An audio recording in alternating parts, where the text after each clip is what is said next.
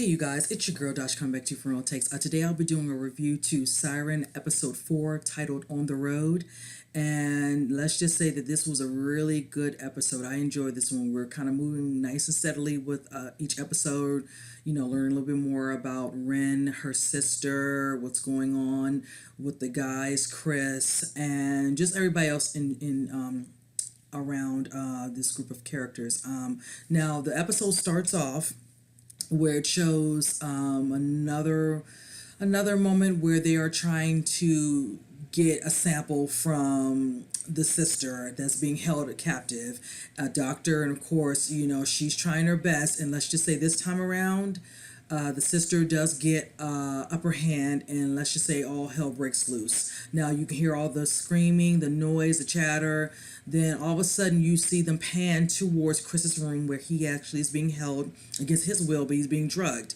And of course, he eventually wakes up and he still hears some noise. So by then, it shows a couple of the scientists or doctors running out of the room, and they hit the alarm, and that's, sets off where I'm assuming other personnel, military, whatever, to come in to diffuse the situation. By then, the sister has, gotten out of the tank. She is amongst them. They can't really tell because we don't see everything that happens, until closer to the end of this episode. From there, of course, Chris is ripped out his IV.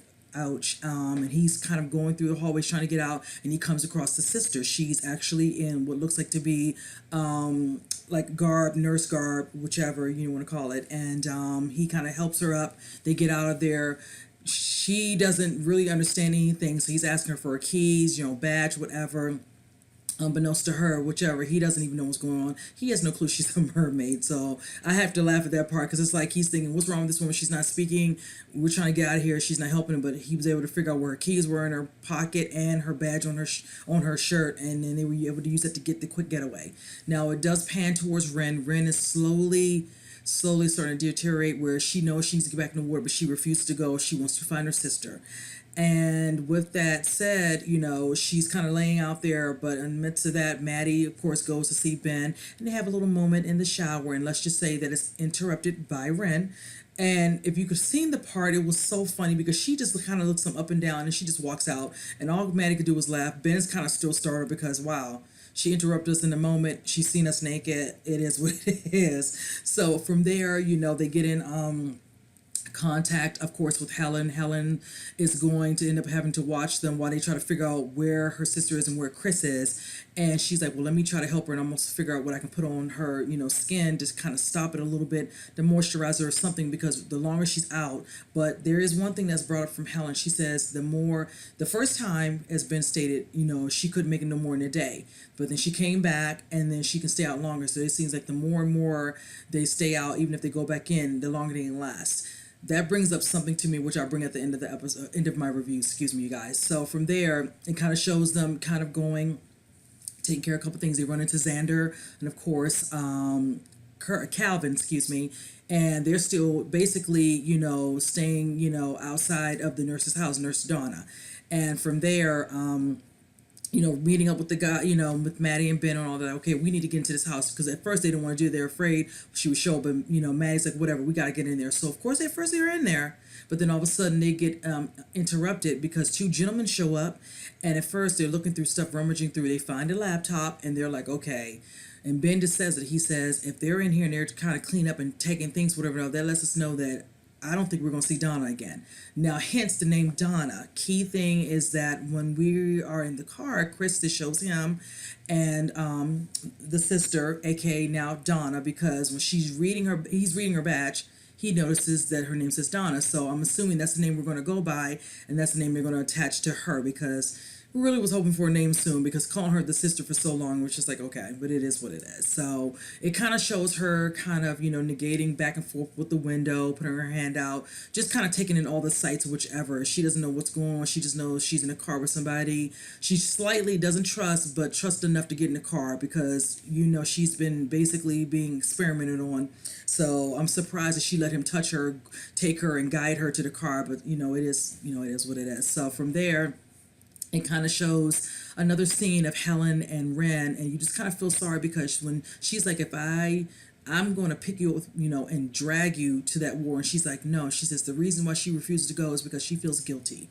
She admits that, she caused her sister to get into the situation because she wanted to be closer to, the surface, to, just probably just wanting to inspect, be nosy, see, what's going on. And with that's why they got, scooped up. Well, her sister Donna got scooped up in that net and she almost lost her. So that's why, she wants to stay and wait for Ben and Maddie to tell that they found Chris and maybe her sister, and then they can go together. So that was really sad because you can tell it just hurts her. And I love the part where Helen kind of, caressed her hand and not make her feel so guilty and all that, just to, it eased, the guilt she's feeling, which was a nice little moment. So heading back, it shows Helen calling out to them to tell them to get back. We need to get her to the wall. She's got you. She's not looking good. So they leave, and then the guys are heading to find back at the military place, and that's when they get a call from Chris, because unbeknownst prior to that, he was trying to stop to ask for some help at a cabin, and in the midst of that, Donna was like, she says water, and he's like, there's like a fountain. They point to the fountain, and then all of a sudden you see it, and then from there it kind of shows him, he's like, here, all the water you can eat, look at the water, and then she's looking at him like, ugh, and she turns around, he's like, you're just gonna leave? You could be in danger, So from there, kind of just shows him, getting back in the car. He's driving off, and of course he comes across her again. And he feels guilty. At first he's conflicted, and he's like, you know what, I can't leave this woman out here. She's in the road. She doesn't know. She could be still in shock because she's not acting like what you would think, a human person would be. If you're trying to get away, you need somebody's keys, card, and all this. So he's not really understanding her, overall behavior. But I think in some ways he thinks it's all the shock of where they've been at, the trauma, the trauma of it all, like with him as well as her. And then him having this issue where he needs to get somewhere to get medical assistance because he's literally bleeding out because he, ripped out his IV so he can get out of there, and they both need help.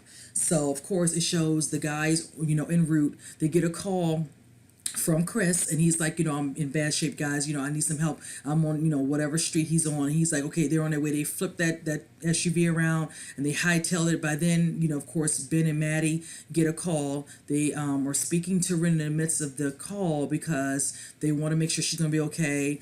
And that's when, of course, Sheriff, Bishop shows up, which is Maddie's father, and he's asking her questions because earlier in the episode, he runs into Ben's brother, who basically says, yeah, she was, the girl that you have this, photo of. Yeah, she was at the party. She was with Maddie. So he goes to visit her and asks her, and she's like, Dad, you believe that?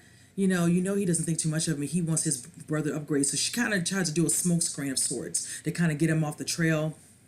And from there, she's like, if I hear anything that, I'll let you know and all. And she's like, okay, to kind of diffuse it even more. She's like, hello, Sheriff, would you like dinner tonight? And he's all happy about that. And she walks him out. So kind of has her father distracted enough that he'll believe her because I think her father has an inkling he might, but I think what I feel is going to happen is he might end up following her one day just to see if she's actually being truthful. So we'll have to see how that pans out. But of course, like I said, Ben gets a call. He finds out that the guys know that Chris is, wherever he's at, where he's going to stop and be located at. And sure enough, he's able to get to them first because the guys are too far away from him. So he ends up seeing them. Of course, Ren's in the car. They're trying to take her back, whichever and all. And she ends up seeing her sister / Donna. She's walking towards the water. She comes out, barely has any energy, poor thing, just running, trying to get to her as fast as she can. And then she gives out this sort of calling to her, which stops her in her tracks. She turns, she sees her, and they have like a bonding moment, like they do a hand thing, and she's looking at her scars, her what, and that's when Maddie runs out there. Ben's like, go to her, just find her. And that's when she sees her with her sister, and she realizes who she is, and she just lets them have their moment. They have their moment. She picks her up, Ren up, and she walks to the ward, and they go in there, and of course they must have their transformation. We don't see their transformation this time around, and that's when Ben, of course, shows up after he helps the guys, Xander, and Calvin get him in the car, and they hurry and rush him to the doctor that Ben knows so they can get him some medical attention as soon as possible. So from there, it's a nice scene. He's like, where is she? She's like, she's with her sister now. And they show their fins in the water, so it was really sweet that they were able to go off together. But she did say to him prior to them taking her and them giving her that necklace that belonged to Maddie, that she really took a liking and a shining to. They put like a track, and they said, if anything happens, we'll be able to find you and help you. And she was like, okay. She went along with it because Maddie was not feeling the thought of doing it. She trusts us.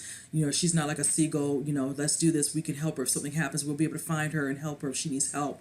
And of course, Ren said, okay. She says, I will come back. And that was sweet because basically you would think, okay, this is episode 4, we got to keep the story going, whichever, and all that. So I love the fact that she did say that, because she's with her sister, and you would think, okay, she's done, okay, episodes are done, we're done, but they got to keep, the momentum. And since there's a scene in the middle of the episode where this gentleman by the name of Alden, who's the foreseer of the experiments being done on the mermaid, he comes back to find all hell broke loose, dead bodies, a tank filled with blood.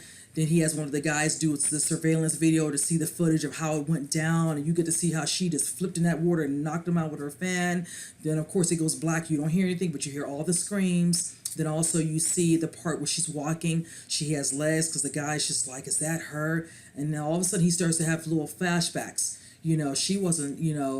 We weren't studying her, she was studying us, and she sure was. Because I'll be honest with you, I thought it was really interesting at the last part of the last episode of episode 3, where she kind of looked like she was frail, she was out of energy, and she just looked like she was just floating in the tank, just any type of way.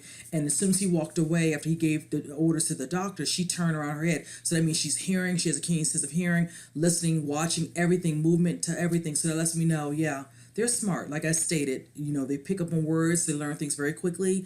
They underestimated them, and he basically did. So that was kind of like a wake-up call for him to realize that you thought that you were truly in control, but truly not. And I really like that part. And then secondly, him noticing those things, and then him basically realizing he has to go out there, because now that Admiral Harrison came to the picture saying he felt like he was losing his focus and became more personal, he was like, no, I was just making sure, overseeing everything, even if it was longer than the time admitted every day for them to do what they needed to do. And the guy's like, well, now you know what, they're a threat, because if they can walk, they walk amongst us. And yes, they do.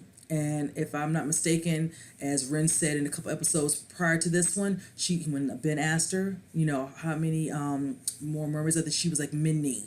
I look forward to seeing if there are more and being introduced to them, either it's this season, or maybe if they get picked up season 2. Now, towards the end of the episode, it shows the doctor talking to him, like what happened. And of course, Xander makes a comment, oh, the military hospital. And he's just like, okay. And they're all afraid to say, okay, well, if he was there, why is he here? Why is he bleeding out? He's leaving out things. And Ben kind of steps in and tells him, can you please help her? Please, we'd appreciate it. He makes them all leave, and he helps the guy. So that was a good scene. Then it shows a scene where Ben comes back after the situation that happens with Ren, and he just checks in with Xander and Chris, who's basically out cold, he's sleeping. But they show on the TV that particular facility that Chris was being held at, as well as the sister, is being burned down. They're trying to cover all their tracks. They're getting rid of everything, the bodies, all that. So now they're worried that they're going to come looking for Chris. And also I think Ben should be worried, but he's not, unbeknownst to him, that Admiral Harrison sent them a picture of his face, being the one that found that little technology with the voice enhancement underneath of that boat that belongs to Xander and his father.